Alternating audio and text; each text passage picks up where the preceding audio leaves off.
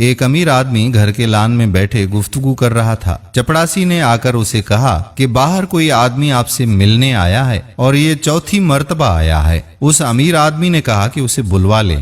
وہ شخص آیا، کاروباری سا آدمی لگ رہا تھا، لباس صاف ستھرا تھا، لیکن چہرے پر پریشانی جھلک رہی تھی۔ وہ سلام کر کے کرسی پر بیٹھ گیا تو اس امیر آدمی نے کہا کہ جی فرمائیے۔ کہنے لگے کہ فرمانے کے قابل کہاں ہوں صاحب جی، کچھ عرض کرنا چاہتا ہوں۔ اس نے کہا کہ نہیں بھائی کوئی بات نہیں، آپ کہیے۔ اس آدمی نے میری طرف دیکھا جیسے وہ اس امیر آدمی سے کچھ تنہائی میں بات کرنا چاہتا تھا، تو اس امیر آدمی نے اسے کہا کہ آپ ان کی فکر نہ کیجیے، جو کچھ بھی کہنا ہے آپ کہیے۔ اس آدمی نے کہا کہ صاحب میری برف کی فیکٹری ہے، لیکن کاروباری حماقتوں کے سبب اب میرے ہاتھ سے جا رہی ہے۔ اس امیر آدمی نے کہا کہ کیوں، کیسے جا رہی ہے، کیا ہوا ہے؟ وہ کہنے لگے کہ ایک آدمی سے میں نے 70,000 روپے قرض لیے تھے، لیکن میں لوٹا نہیں سکا۔ وہ آدمی بولا کہ میں نے کچھ پیسے سنبھال کر رکھے تھے لیکن چوری ہو گئے، اب وہ آدمی اس فیکٹری کی کرکی لے کر آ رہا ہے۔ یہ کہہ کر وہ آدمی رونے لگا اور وہ صاحب اسے غور سے دیکھتے رہے۔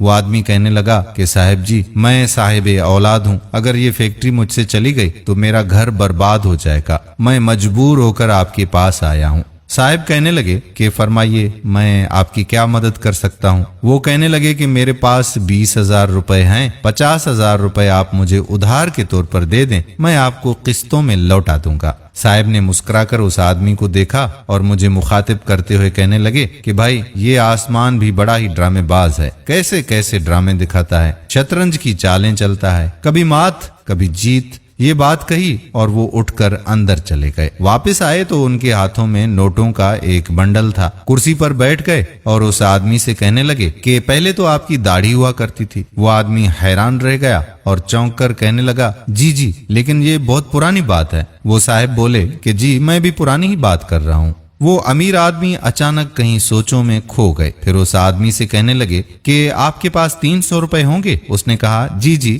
میرے پاس ہیں۔ اس آدمی نے جیب میں ہاتھ ڈالا اور کچھ نوٹ نکالے اور ان میں سے 300 روپے نکال کر اس امیر آدمی کی طرف بڑھا دیے۔ امیر آدمی نے وہ نوٹ پکڑ لیے اور نوٹوں کا بنڈل اٹھا کر اس آدمی کی طرف بڑھا دیا۔ یہ ہیں 50,000، لے لیجئے۔ اس آدمی کی آنکھوں میں آنسو تھے اور نوٹ پکڑتے ہوئے اس کے ہاتھ کپ کپا رہے تھے۔ اس آدمی نے جذبات کی گرفت سے نکل کر پوچھا کہ سر میں آپ سے ایک بات پوچھ سکتا ہوں؟ اس نے کہا جی فرمائیے۔ تو کہنے لگا کہ آپ نے 300 روپے کس لیے لیے مجھ سے؟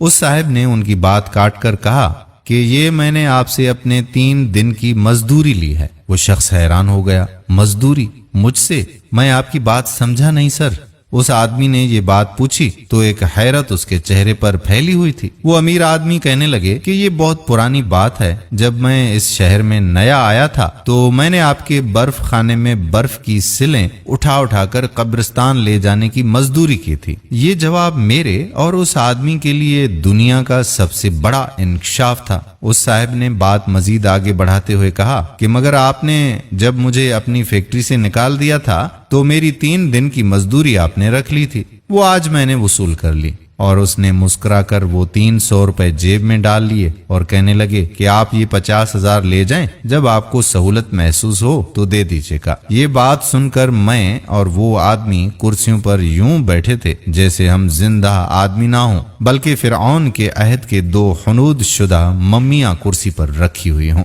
ناظرین یہ ہوتا ہے وقت کا پہیہ، اور جب یہ چلتا ہے تو اچھوں کو ان کی اوقات دکھا دیتا ہے۔ اللہ تعالی ہم سب پر اپنا رحم کرے اور ہمیں شکر گزار بندوں میں شامل کر دے، اور دوسرے لوگوں کے حق کھانے سے اللہ تبارک و تعالی ہمیں باز رکھے۔ ناظرین یہ اقتباس احمد عقیل روبی کی کتاب کھرے کھوٹے سے آپ کی خدمت میں پیش کیا۔ ہم امید کرتے ہیں کہ ہماری آج کی ویڈیو آپ کو ضرور پسند آئی ہوگی اور اپنے دوستوں کے ساتھ اسے شیئر بھی کریں گے۔ آنے والی ویڈیو تک آپ کا اپنا میزبان قادر بخش کلہوڑو آپ سے اجازت چاہتا ہے۔ اپنی دعاؤں میں یاد رکھیے گا۔ اللہ حافظ۔